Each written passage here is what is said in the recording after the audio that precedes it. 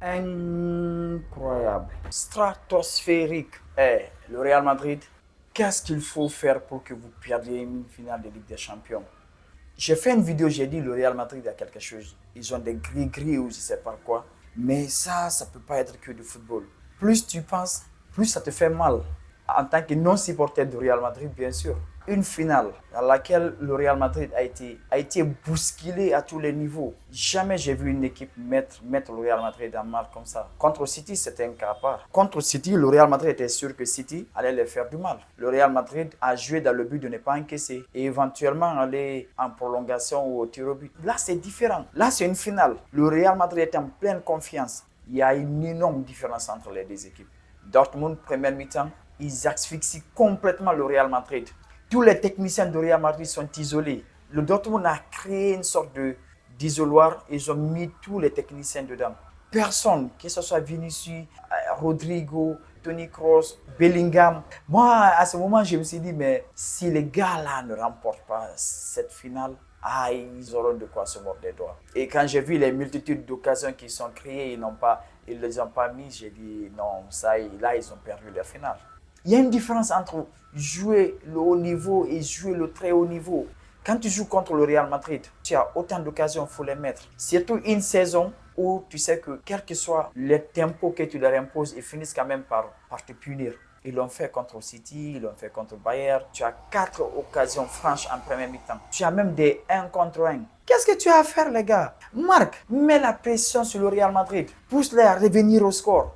Pousse-les à l'erreur. Parce que quand tu commets des erreurs contre le Real Madrid, et il n'y a pas plus grosse erreur dans le football que de jouer contre une équipe du calibre de Real Madrid et avoir autant d'occasions sans les mettre. Dortmund, ils ont vraiment quoi se mordre les doigts. Tu ne peux pas avoir autant d'occasions contre une équipe du Real Madrid en finale en plus sans mettre ne serait-ce un seul but. Ce genre d'équipe, tu ne mets pas et eux le mettent.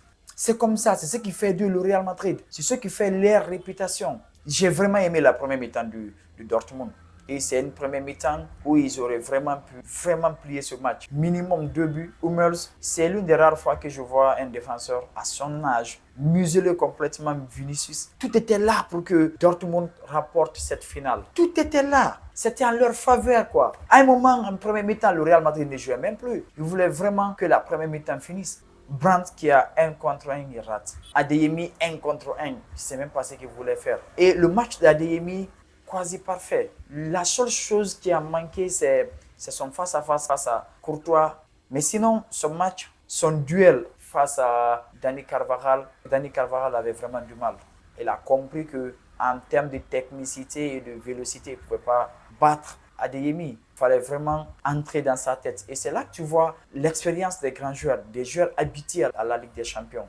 Est-ce que ça a conditionné la sortie d'Adeyemi? Personnellement, je pense qu'il est sorti très très prématurément. Quelques minutes après, ils ont pris le premier but. Le deuxième but, c'est un cadeau que toutes les équipes font au Real Madrid. Dès que c'est serré, soit tu leur donnes une faute dans la surface, penalty but, ou soit tu fais une passe à retrait et ils marquent. 15e Ligue des Champions, les gars. Il y a des équipes qui en ont que 5. Il faut reconnaître ce que ces gars-là font, ce qu'ils sont en train de réaliser. C'est quelque chose de pas normal, quoi. Qu'ils ont banalisé la Ligue des Champions.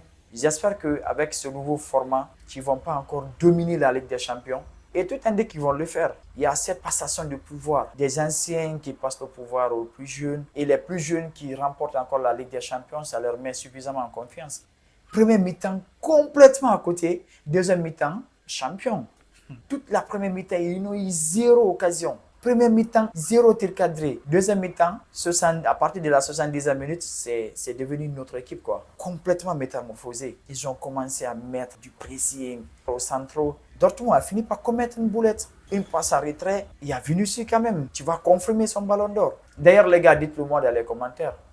Qu'est-ce qui peut empêcher Vinicius de remporter ce ballon d'or, son premier ballon d'or? Et notez la saison de Real Madrid. Sinon, les gars, le Real Madrid, chapeau. Le Real Madrid encore au rendez-vous. Le Real Madrid confirme encore que ce n'est pas pour rien que c'est le club le plus titré en Europe. Chapeau quoi, les gars. Chapeau. Félicitations au Real Madrid. Des joueurs qui ont 6 Ligues des Champions.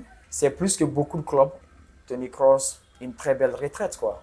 Ton dernier match avec ton club de cœur, une Ligue des Champions. Il n'y a pas mieux, quoi. Vraiment, félicitations au Real Madrid.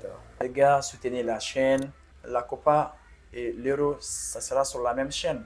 Abonnez-vous, commentez, likez, partagez. Ça va me donner la force aussi de continuer. Et les gars, bonne saison à vous et à bientôt.